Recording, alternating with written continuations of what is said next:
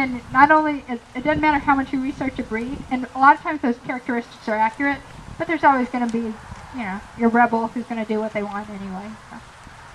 Yes? If you put a light in the coop at night for a few hours, will that make them keep laying? The question is, if it's a shorter day, if you put a light in the coop at night, will that help them keep laying? It could. You know, and then you have to ask, is it part of, some people do that, I think, and that does help.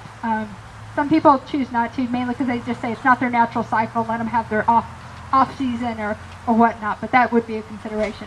Nothing's a guarantee, but that could do it. Yeah.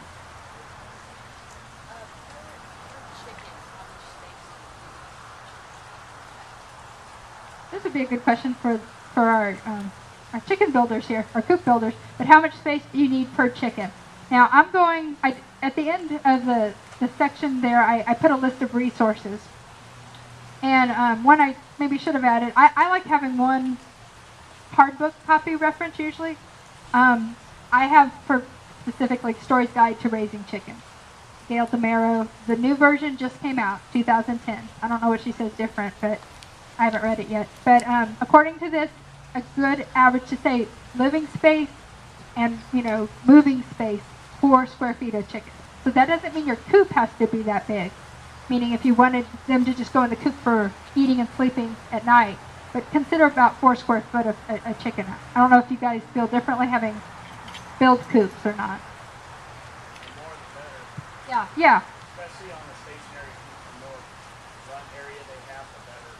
10 square feet is kind of the recommendation for run space. There you go. Chicken tractors, 2 to 4 square feet, because you're concentrating them on grass, but you're constantly moving them.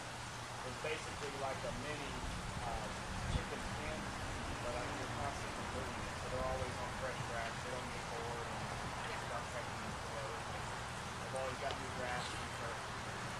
Good answer there. So just to recap, it was Josh was saying for stationary coops, well, the more the better is the best answer. But 10 square feet per bird is good for stationary, and then 2 to 4 square feet for mobile because they're getting more rotation and getting a little bit fresher variety as they go. Might be good. Would you? Good answer. Great. Other questions? Yes, ma'am.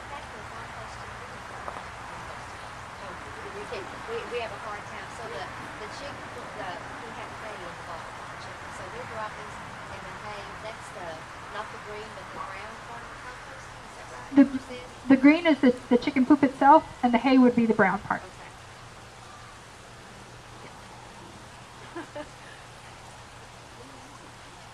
Our hen has decided she wants to be a mom. We try to explain, there's no weak truth. Anyway, so we got her some fertilized eggs, and so she's sitting on her eggs, right? But it doesn't seem like she's eating. Should we be concerned about that? Or just let her go, or what? I would let them be. I mean, as long as they have access to food and water, I would let them be. We've been taking her off the nest and getting her out in the yard and stuff. We shouldn't do that? No, I'll let Josh wants to. She pretty much will not eat for 21 days cycle for the eggs and hatch and pretty much stay on the plate all the time. And you don't want to disturb her because sometimes if they do get off the nest, especially if they've been disturbed, they don't go back.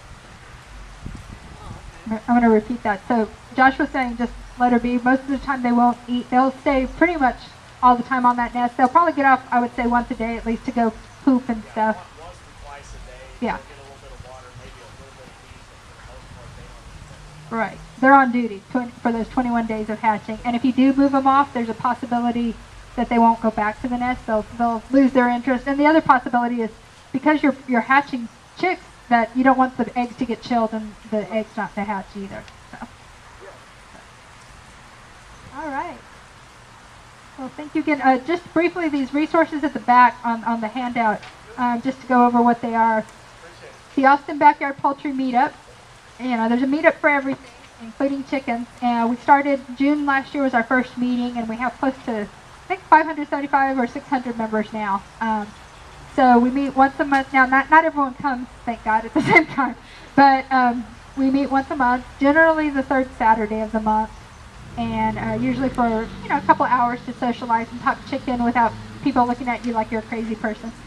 So, and we say chicken, but it's backyard poultry, ducks, chickens, guineas, turkeys, whatever it may be. The next meetup is going to be over Labor Day weekend, Memorial Day weekend in San Marcos this time. Usually it's in Austin, but it's going to be Chicken Stop, which is part of backyardchickens.com does that. And it's a time just to get together, barbecue, talk to people.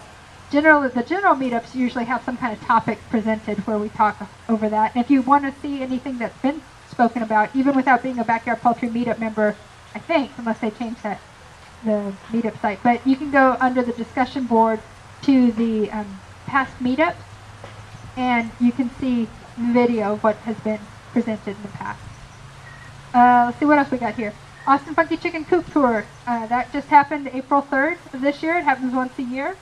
It's a great time where coops are basically, it's like an open homes, but open coops. You get a chance to go see what people are doing with their coops. Great information there. Chicken compost. I got that. I like that resource. It's from a Seattle resource, but it's on gardening, and I think it gives some good information about composting chicken manure. This other one, because we're here about gardening, I got this from Casey Kelly Barton, a friend of mine from high school, actually, that I cooked back up with. And she listed a lot of chicken plants. And what that means is kind of the ones that maybe chickens aren't eating as much and leave alone as it grows. And I think that's a nice source to have. One I should have put on here also, if you go to the Austin Funky Chicken Coop Tour site, off of the Maps tab, there's a brochure, or on the meetup too, for Raising Chicks 101. It's a little brochure that has a lot of links and information on what you need to start raising chicks and chickens in general. So that's everything here. So thank you very much for your time. Appreciate you coming out, and we'll be around for questions.